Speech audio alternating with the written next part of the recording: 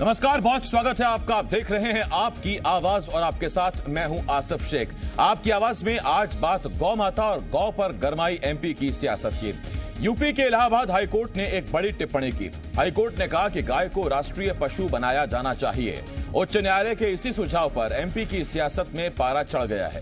एक तरफ जहां बीजेपी ने इस सुझाव का खुली बाहों से समर्थन किया है, तो वहीं कांग्रेस ने समर्थन देने से पहले इस पर चर्चा के लिए सदन में विशेष सत्र बुलाने की मांग रख दी। कांग्रेस की मांग के बाद बीजेपी को कांग्रेस को घेरने का मौका मिल गया है। बीजेपी ने कांग्रेस पर तुष्टीकरण की राजनीति करने का आरोप लगाया है। कई सवाल हैं जिनके जवाब जानने की कोशिश करेंगे। एक खास पैनल भी हमारे साथ जुड़ेगा, लेकिन आइए सबसे पहले एक रिपोर्ट देखते हैं।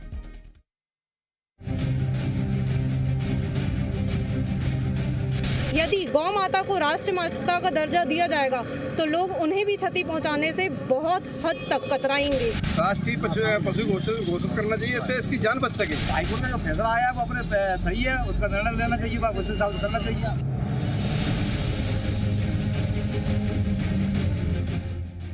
यूपी के इलाहाबाद हाईकोर्ट ने गाय को राष्ट्रीय पशु घोषित करने का सुझाव क्या दिया?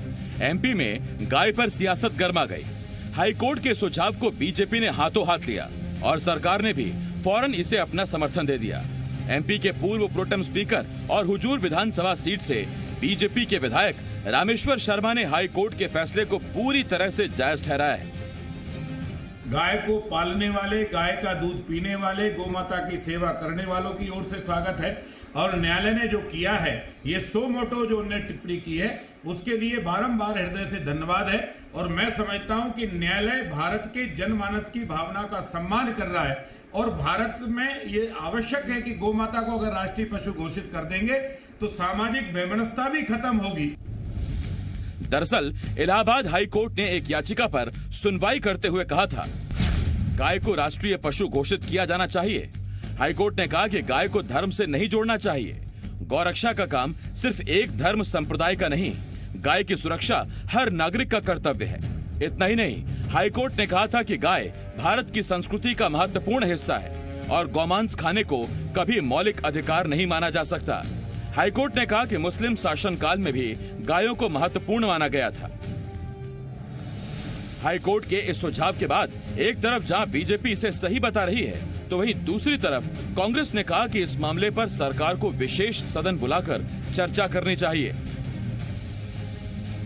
मेरा सोच है कि ये मुल्क हिंदुस्तान सांप्रदायिक सभी संप्रदायों को सम्मान देने वाला है। अगर सभी सब संप्रदाय के लोगों की बैठकर सामंजस्य बनाया जाए तो उचित होगा। एक तरफा कोई निर्णय लादना हमारे इस मुल्क के लिए उचित नहीं होगा। कांग्रेस के इसी स्टैंड पर बीजेपी ने कांग्रेस को आड़े हाथों ले लिया है। बीजेपी ने कांग्रेस पर तुष्टीकरण की राजनीति करने का आरोप लगाया है। इनकी आस्थाएं तो सिर्फ चुनावी होती हैं और तुष्टीकरण की राजनीति के चलते एक वर्ग विशेष नाराज नहीं हो जाए तो सदैव ये इस तरह की बातें करते हैं। भारतीय जनता पार्टी की सरकार जब रही है, गौवंश को, गौमाता को अपना सम्मान दिलाने के लिए हम प्रतिबद्ध रहे हैं। गौ संवर्धन आयोग हमने बनाया और मुझे लगता है कि अब जिस तरीके की जनचेतना हमारी सरकारों से प्रारंभ हुई है, निश्चित ही गौ माता को अब राष्ट्रीय पशु का भी दर्जा अवश्य और शीघ्र मिल जाएगा। अब सवाल यह है, अगर गाय को राष्ट्रीय पशु घोषित किया जाता है तो इसमें गलत क्या है? सवाल ये, जिस देश में बाघ नहीं बल्कि गाय की पूजा की जाती हो, क्या ऐसे देश में राष्ट्रीय पशु गाय नहीं होनी चाहिए? और सवाल ये भी, क्या एक वर्ग विशेष को साधने के चक्कर में ही कांग्रेस ऐसा स्टैंड ले रही है? ब्यूरो रिपोर्ट, जी मीडिया।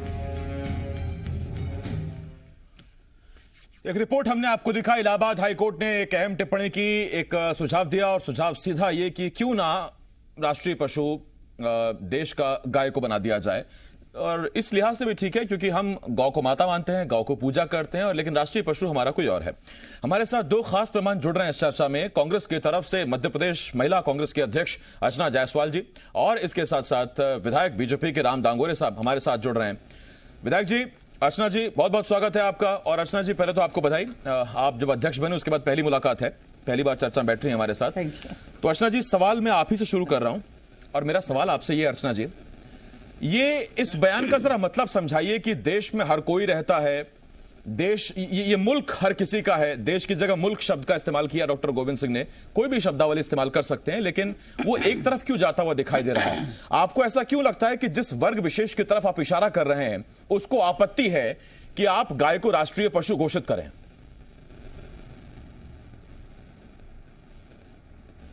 देखिए, भाजपा गाय को भी भाजपा जातिवाद से जोड़ दे रही है ना।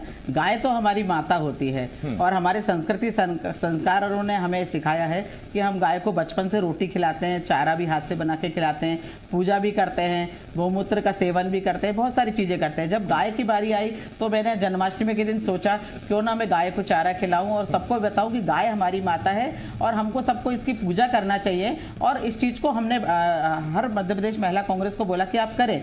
तो जब हम लोग काम करते हैं तो ये बोला जाता है कि ये तो वोट की राजनीति के लिए कर रहे हैं, है ना। तो हमारे संस्कार भी तो है ना, हम लोग गाय की पूजा करते हैं। और अब यदि कोई बोल रहा है, कोर्ट यदि कह रहे हैं कि आप इनको राष्ट्रीय पशु बनाएं, तो ये क्या है कि आप इसमें निर्णय तो पूरा देश मिलकर ले सकता है, क्योंकि जब हमारे यहाँ पक्षी हो सकता है, मोर पक्षी हो सकता है राष्ट्रीय पक्षी, तो पशु में गाय क्यों नहीं हो सकती है, ऐसा मेरा मानना है। पर तो इसको जातियों से नहीं जोड़ना चाहिए कि जब भी हम कोई बात करें तो उसको जाति से नहीं जोड़ना चाहिए। और गायों की सुरक्षा के लिए हम सबको आगे आना चाहिए, क्योंकि गाय बोल नहीं सकती है, गाय धरना नहीं दे सकती है, गाय ये नहीं बता सकती कि उसको काटा जा रहा है या उसको किस तरह से उसकी गौशाला में उसकी हालत की जा रही है। हम तो कमलनाथ जी को मैं धन्यवाद देना चाहती हूँ, मध्य प्रदेश के पूर्व मुख्यमंत्री जी को धन्यवाद देना चाहती हूं कि उन्होंने गौ रक्षा का संकल्प लिया और गौशाला खोलने के लिए हजारों वही तो मेरा सवाल है आपसे कि आपने मैनिफेस्टो में कहा था कि हम आएंगे तो गौशाला बनाएंगे। आप आए, आपने गौशालाओं की शुरुआत भी की।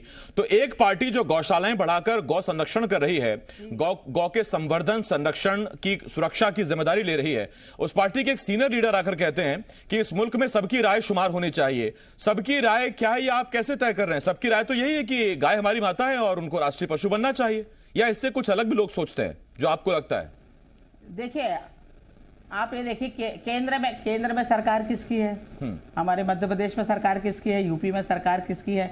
तो जब वो 370 का निर्णय ले सकते हैं, 3 तलाक का निर्णय ले सकते हैं, तो गाय का भी निर्णय ले लेना भाई। उनको किसी ने रोका तो नहीं है।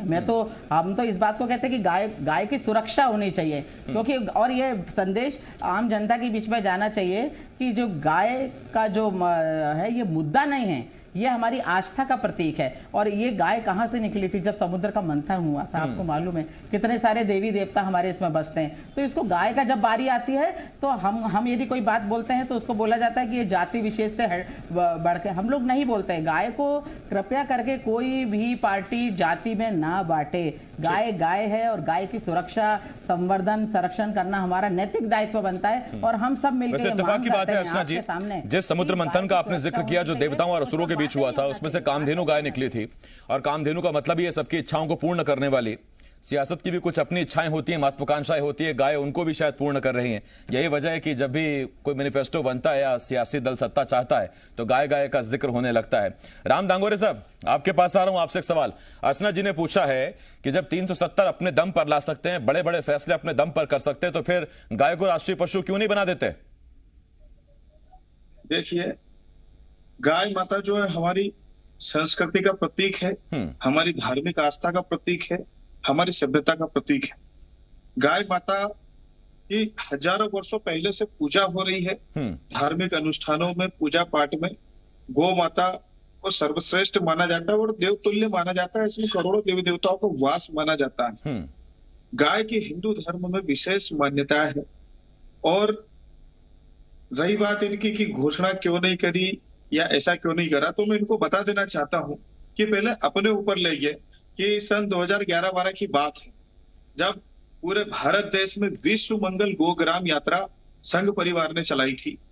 गाय को राष्ट्रीय पशु घोषित करने के लिए, गाय को संरक्षित करने के लिए 20 करोड़ से ज्यादा लोगों के द्वारा हस्ताक्षर किए गए थे।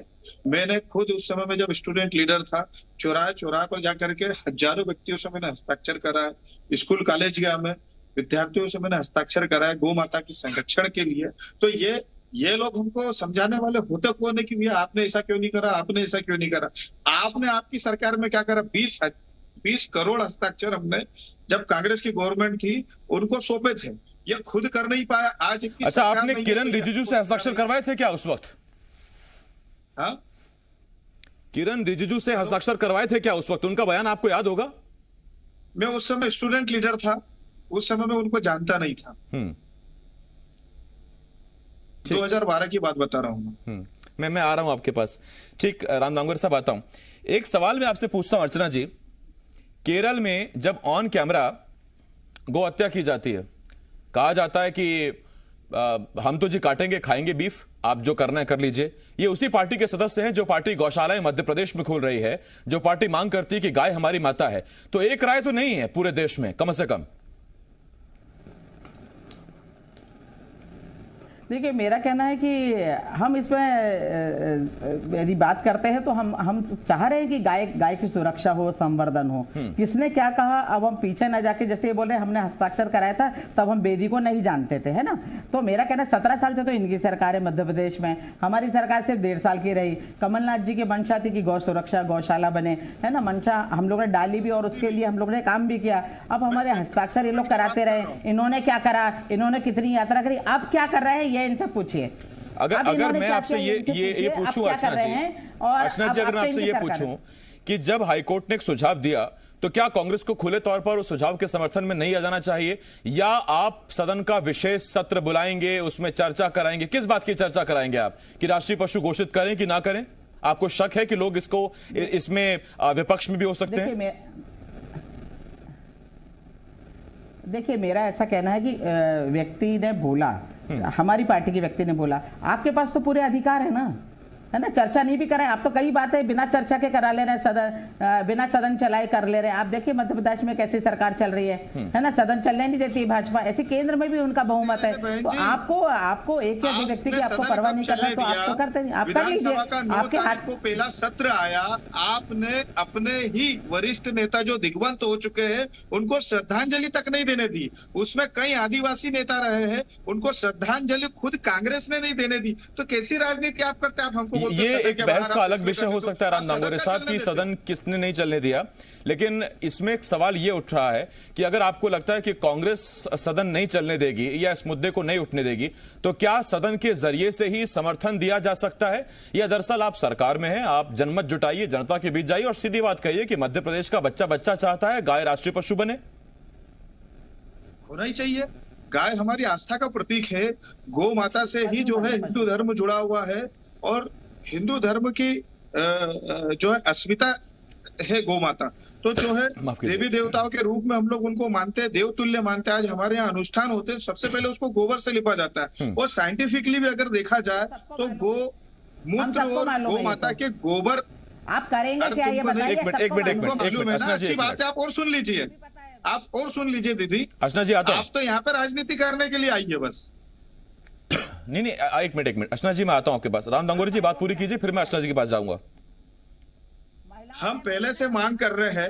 अब जब राम मंदिर के लिए हम लोग आंदोलन करते थे तो ये कहते थे कि राम मंदिर बनाएंगे, तारीख नहीं बताएंगे। ये नारे लगाते थे कांग्रेसी लोग, राम मंदिर बनाएंगे, तारीख नहीं बताएंगे। आज हम कहते हैं राम मंदिर भी बनाएंगे, वो तारीख भी हमने बता दी है। ऐसे ही धारा 370 के लिए कई साल पहले हमने आंदोलन करा था, और धारा 370 हमने लगा दी।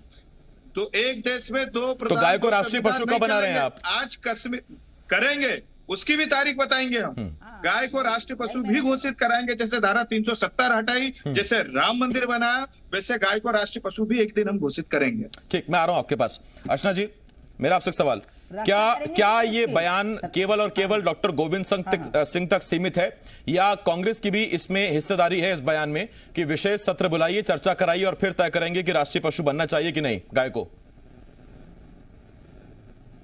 देखिए, मेरा कहना है कि राष्ट्रीय मुद्दा है तो राष्ट्रीय पटल पे भी उठना चाहिए, और यदि सर्वदलीय बैठक बुला के भी बात कर ले और कोई मना नहीं करेगा। मुझे तो नहीं लगता है कि कोई मना करेगा। ये मेरी राय है, ये व्यक्तिगत की मेरी राय है कि कोई मना नहीं करेगा, परंतु आप इसको करें, कब करेंगे आप देख लीजिएगा। अब वो मुझसे कह रहे मैं राजनीति करने आई हूँ, विधायक ये बनते हैं, लोगों को झूठ बोल के ये लेते हैं, चोरी चकारी से विधायक ये खरीदते हैं, और राजनीति अर्चना जायसवाल कर रही है। अर्चना जायसवाल गाय की सुरक्षा के लिए कर रही है।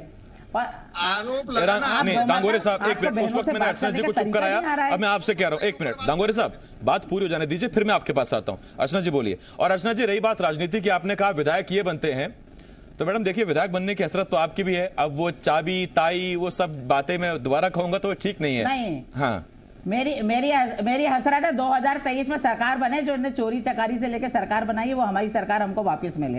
अब मेरा कहना है गाय के ऊपर है, हम इसमें फालतू बहस न करके हम ये बताएं कि गाय की सुरक्षा करना हमारा दायित्व है। आप जीते हुए विधायकों को नहीं संभाल पाए, जीते हुए विधायकों को नहीं संभाल चलिए पाए। आप जो आपके पास गए उनको सबको पद बांट दीजिए। आप राम भैया सबको पद बांट दीजिए, हमने आपके पास लोग भेजे, उनको पद बांट दीजिए, है ना।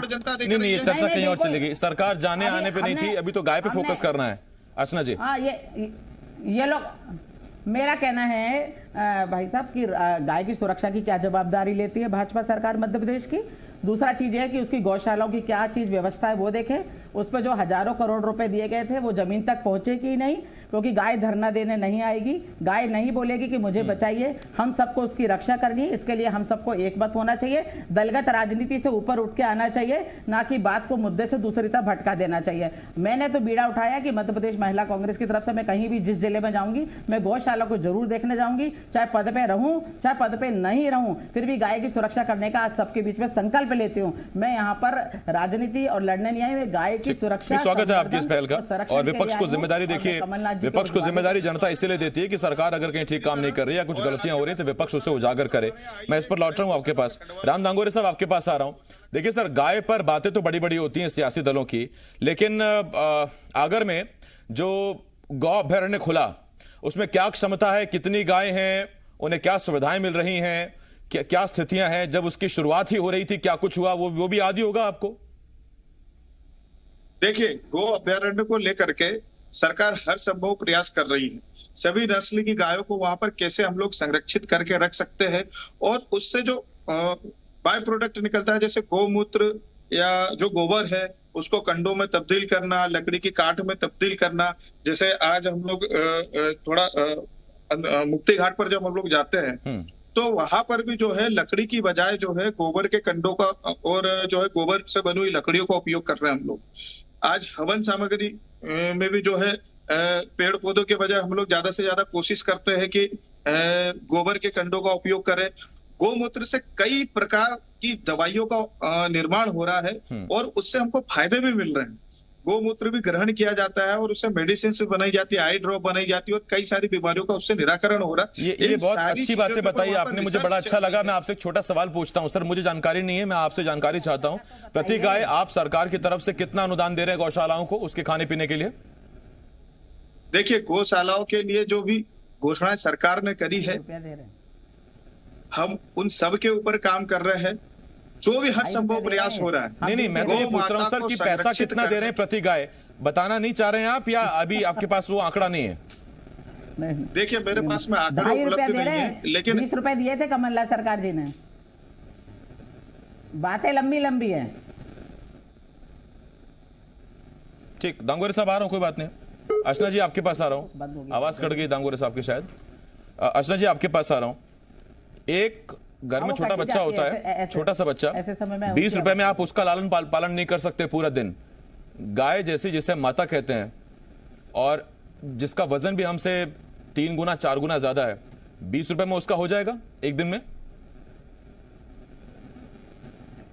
देखिए, 1000 करोड़ से ज्यादा रुपए पास करे हुए थे, परंतु मुझे लगता है कि यदि चिंता होती तो उस बजट को कम नहीं करती भाजपा, उस बजट को और बढ़ा सकते थे। भाई गाय की इनसे बोलो तो निबंध करना इन लोगों को आता है कि गाय हमारी माता है, चारा देना चाहिए। भाई आपको और मेरे को दोनों को मालूम है कि हम लोग गाय की पूजन करते हैं, पर तो अभी उनसे स्वार्थ सिद्धि कर रहे हैं कि हम उनसे गौमूत्र से दवाई बना लेंगे, हम भाई हम कह रहे हैं कि गाय की रक्षा कब करेंगे आप, राष्ट्रीय पशु कब घोषित करेंगे आप लोग कब उसके लिए अभियान चलाएंगे, ये बताएं। वो कितना पैसा दे रहे हैं? 100 रुपए प्रति गाय दे दो। जब विज्ञापन में वो लोग इतना सारा पैसा देते हैं तो गाय की सुरक्षा में क्यों नहीं दे सकते हैं? आप पूछिए विधायक जी से, उनको एक बात तो और अच्छी है अर्चना जी कि कम से कम गाय है, गाय SC ST OBC या जनरल कैटेगरी की नहीं है, वरना उसमें भी बड़ा घमासान हो जाता। खैर, गाय हमारी माता है।